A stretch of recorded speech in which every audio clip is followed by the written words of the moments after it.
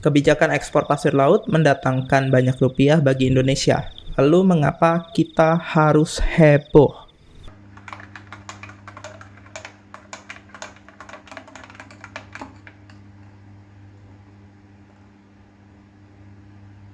Selamat datang di Ngopi Sewai, sebuah segmen yang berisi pemikiran-pemikiran dan pertanyaan-pertanyaan liar yang terkadang terlintas di kala kita terjaga. Tetap pada lingkup bidang bioscience, tanpa skrip, tanpa data. Jadi mari berdiskusi karena pemikiran liar terkadang menciptakan penemuan di luar nalar.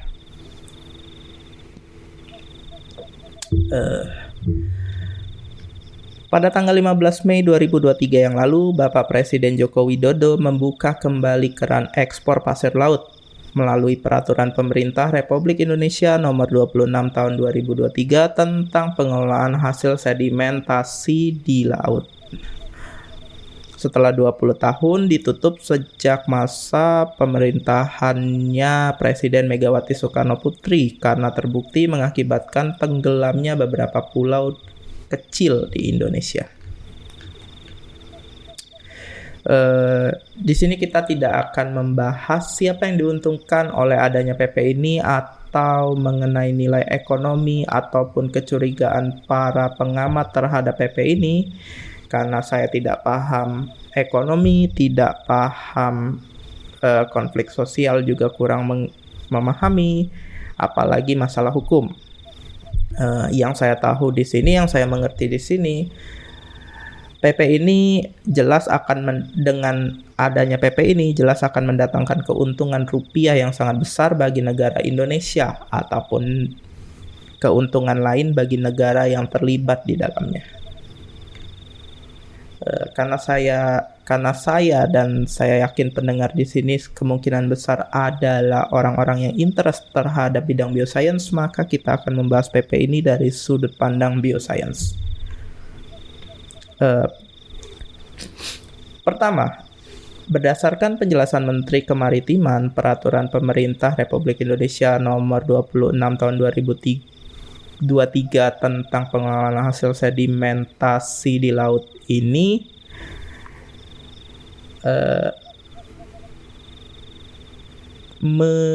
membuka kembali peluang untuk terjadinya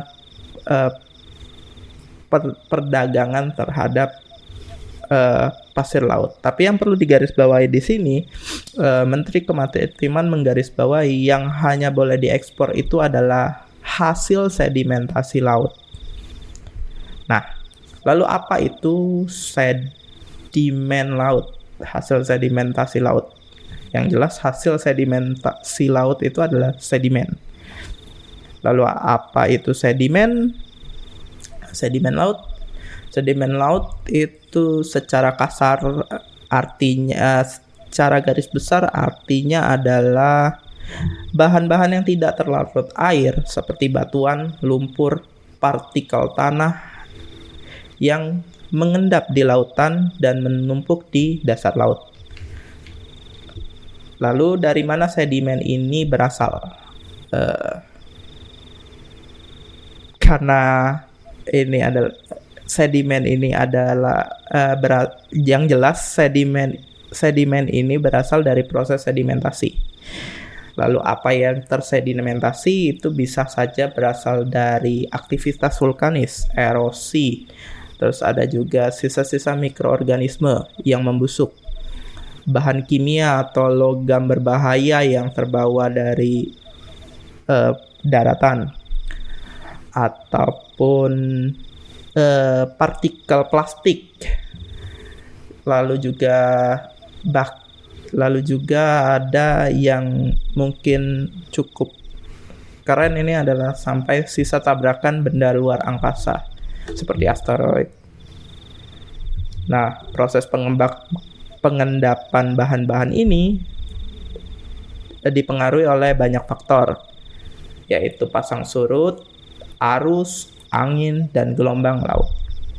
Nah, sebenarnya apakah sedimen ini berdampak negatif, memiliki dampak negatif untuk ekosistem laut?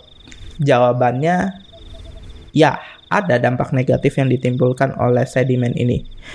Salah satunya adalah seperti yang saya jelaskan di awal tadi, sedimen ini bisa berasal dari banyak faktor. Salah satunya adalah erosi, terus ada juga dari bahan kimia dan juga logam berat. Nah, jika berasal dari ini, pastinya akan menimbulkan polusi dan pencemaran laut. Lalu juga ketika ini sedimen ini berbentuk sebuah yang berasal dari partikel-partikel tanah yang dia tidak terlalu kemudian menutupi terumbu karang, menutupi atasnya terumbu karang, mengendap di atas terumbu karang, ini jelas akan menghalangi cahaya matahari untuk mencapai terumbu karang. Kemudian akan mengganggu proses simbiotik akan mempengaruhi proses fotosintesis dari alga yang hidup dan mendukung kehidupan terumbu karang. Akibatnya terumbu karang akan mengalami pemutihan yang serius dan mati. Nah, kematian terumbu karang ini jelas akan menghilangkan ekosistem terumbu karang yang sangat lama tercipta. Akibat lain yang tidak langsung ya seperti tadi, karena alga tadi proses fotosintesisnya terganggu sehingga mati. Kemudian karena alga merupakan produsen utama dari rantai makanan, jelas akan mengakibatkan runtuhnya rantai makanan, yang pastinya nanti akan mengakibatkan kematian banyak organisme laut, serta yang paling parah adalah hilangnya biodiversitas yang kita punya. Nah, dampak yang mungkin paling akan dirasakan oleh manusia adalah menurunnya stok makanan laut, stok bahan makanan laut atau bahan seafood.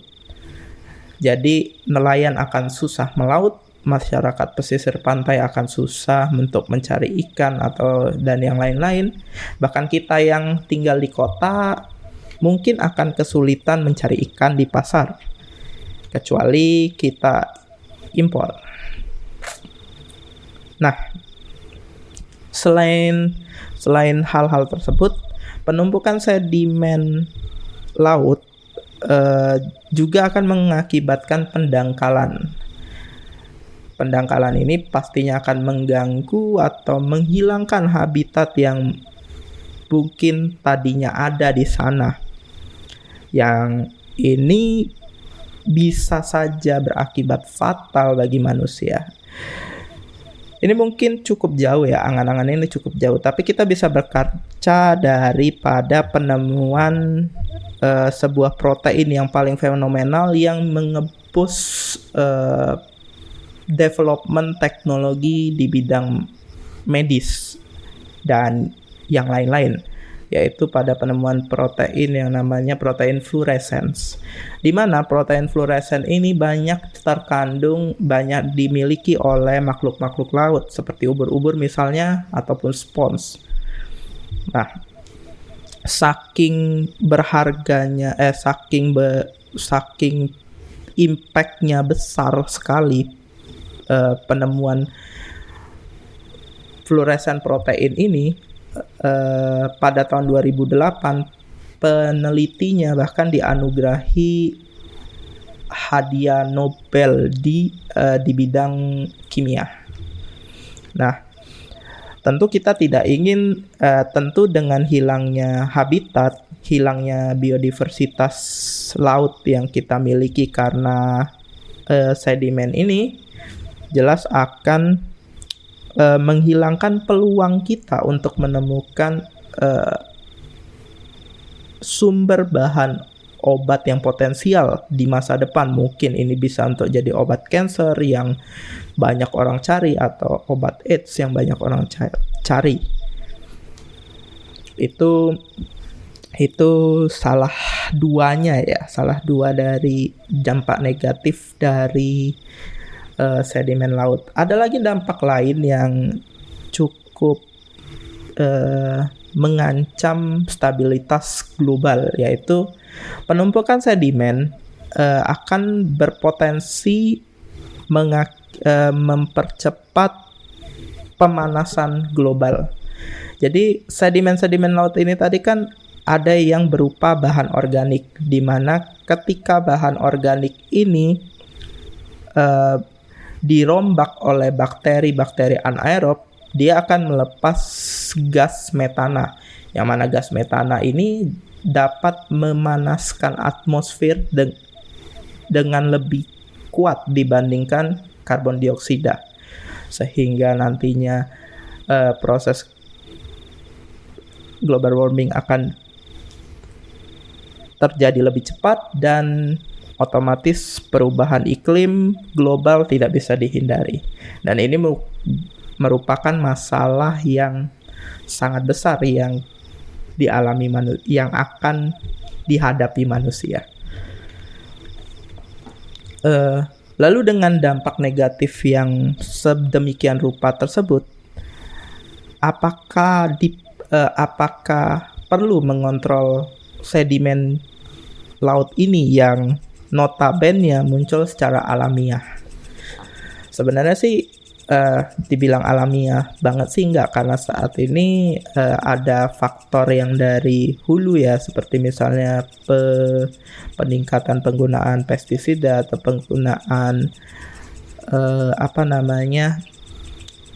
bahan-bahan kimia, pembuangan limbah, dan penggundulan hutan, sehingga erosi di daratan lebih banyak terjadi dan partikel-partikel yang terbawa air tersebut kemudian ke bawah dari sungai sampai ke laut dan menjadi sebuah sedimen laut. Nah, sebenarnya sih sampai sejauh ini kalau terkait dengan PP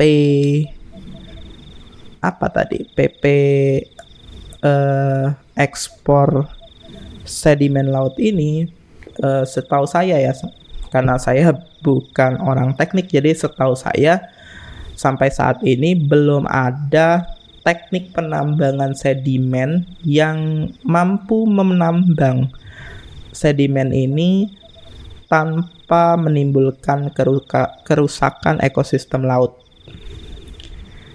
Jadi bahkan setahu saya tidak bisa teknik penambangan yang ada itu belum mampu untuk memisahkan antara sedimen dan non sedimen. Karena saya juga bingung bagaimana membedakan antara dia yang itu adalah sedimen dan non sedimen, partikel sedimen dan non sedimen. Kalau sama-sama pasir ya, Kalau misalnya kayak lumpur kayak gitu, oke lah bisa dibedain. Tapi kalau sama-sama pasir saya bingung. Nah, setahu saya sampai saat ini belum ada teknologi yang bisa menambang sedimen ini, mengambil sedimen ini tanpa menimbulkan kerusakan terhadap ekosistem laut. Bahkan kerusakan yang terjadi akibat proses penambangan ini lebih besar dibandingkan kerusakan yang mungkin akan diakibatkan oleh sedimen itu sendiri. Dan seperti pada banyak kasus kerusakan yang diakibatkan manusia, jelas kerusakan lingkungan akibat penambangan ini adalah kerusakan jangka panjang. Dan ya sangat buruk bagi kehidupan laut, terutama mungkin kalau nelayan itu pasti akan merasakan dampaknya secara langsung. Nah, tadi kan yang kita bahas adalah dampak negatif sedimen laut. Sebenarnya ada nggak sih dampak positif sedimen laut? Sebenarnya dampak positif sedimen laut itu ada banyak. Sedimen laut sedimen laut yang banyak berupa bahan organik, mineral, itu adalah sumber nutrisi yang sangat dibutuhkan oleh ekosistem laut. Jadi mikrob dapat melakukan daur unsur dengan memanfaatkan sedimen laut ini. Kemudian senyawa-senyawa yang diputar oleh mikrob tadi akan mendukung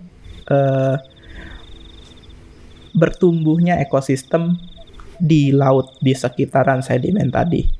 Kemudian hal lain yang positif dari sedimen laut tadi adalah karena tadi tingginya bahan organik tadi, sedimen laut ini adalah cadangan energi alam yang sangat besar. Tadi aja dampak negatif jika sedimen laut ini berlebih adalah pelepasan gas metana. Nah, gas metana ini adalah energi yang cukup baik. Jadi ini adalah cadangan energi alam yang sangat besar. Lalu dampak yang mungkin adalah jangka panjang karena tadi si sedimen ini adalah bahan organik yang pasti nantinya akan menjadi ketika dia terbawa ke pesisir, dia akan menyuburkan tanah di area pesisir sehingga bagus untuk kegiatan pertanian. Nah, lalu kalau penambangan tadi merusak, terus bagaimana cara mengontrol sedimen laut ini biar aman? Sampai saat ini cara yang paling efektif untuk melakukan kontrol sedimen laut setahu saya adalah dilakukan dari hulu, yaitu dengan mencegah partikel yang terbawa air sungai atau air ke bawah ke laut tadi itu diminimalisir, yaitu dengan melakukan reboisasi, pengontrolan sungai dan yang lain-lain. Terutama yang saat ini yang paling menjadi masalah adalah partikel plastik, kan itu juga masalah besar itu karena sangat meracun itu bagi makhluk hidup. Bahkan itu sampai sudah ditemukan di sedimen lautan Arktik. Terus ada pula kita juga mengontrol level nitrogen sehingga tidak terjadi alga bloom, karena alga bloom itu juga adalah salah satu sumber utama dari sedimen laut. Kemudian juga banyak lagi yang bisa dilakukan. Ya, terutama yang paling efektif adalah dengan mengontrol sumber sedimen itu ya dari hulu. Karena kita tidak akan bisa mengontrol arus laut, mengontrol gelombang pasang surut laut dan yang lain-lain. Jadi yang paling utama yang dikontrol adalah sumbernya dulu, sumber hulunya dulu. Nah, sebenarnya ada satu yang saya sorotin dalam PP ini yang sebenarnya membuat saya cukup tergelitik untuk berkomentar ya, yaitu dengan adanya kata-kata ekspor sedimen. Mengapa kita harus mengekspor sedimen? Bukankah itu berarti kita akan membuang atau menjual bahan baku mentah untuk sesuatu yang mungkin berpotensi besar sebagai bisa dikatakan bahan baku kotak Pandora lah. Kita kayak membuang kotak Pandora, melempar kotak Pandora kita ke negara lain. Seperti yang jadi buat yang nggak tahu, saat ini kita tuh bisa mensintesis protein itu hanya dengan urutan sequence DNA saja, yang mana sequence DNA ini bisa didapatkan hanya dengan mengekstraknya dari sampel-sampel alam. tanpa harus menumbuhkannya di laboratorium. Jadi kita cuma butuh potongan DNA saja untuk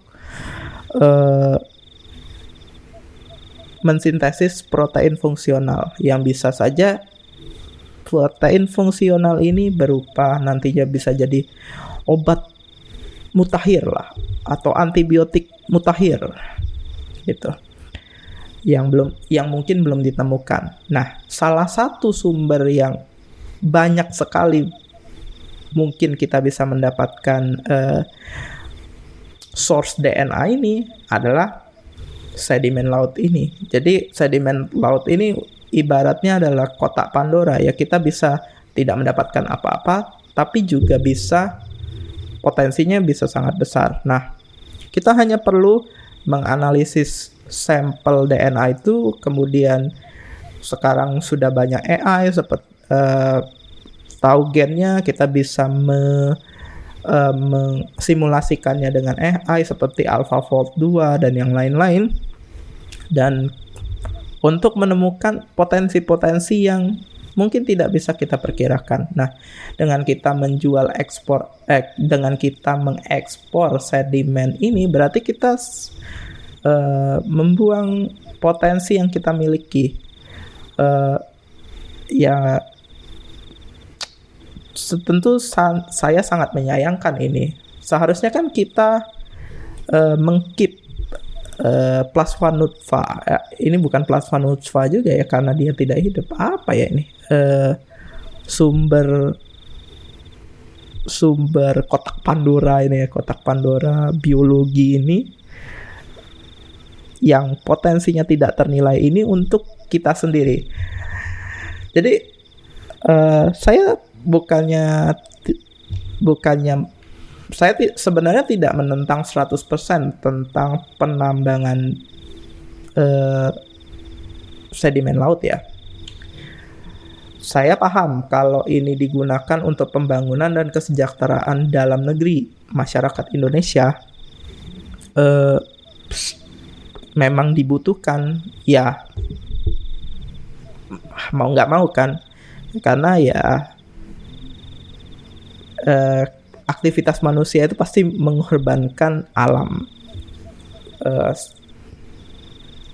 ya sedikit atau banyak pasti mengorbankan alam. Namun kalau ini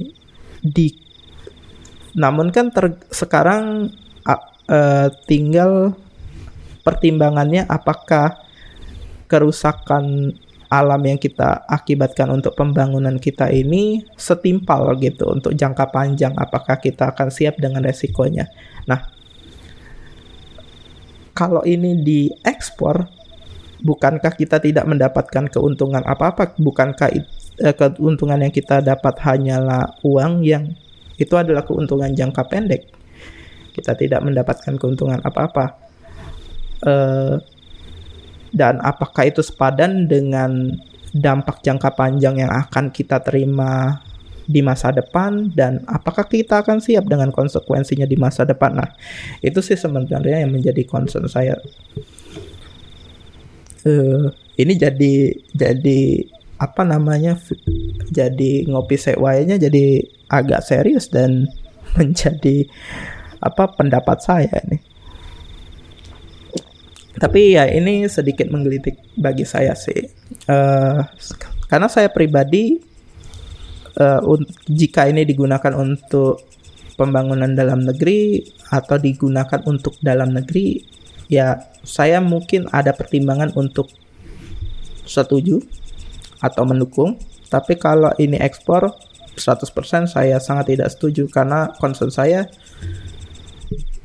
kita harusnya mengeksploitasi kotak Pandora ini untuk diri kita sendiri. Kalau kita tidak bisa mendapatkannya, mengapa orang lain harus mendapatkannya? Ya, saya cukup selfish sih untuk masalah ini.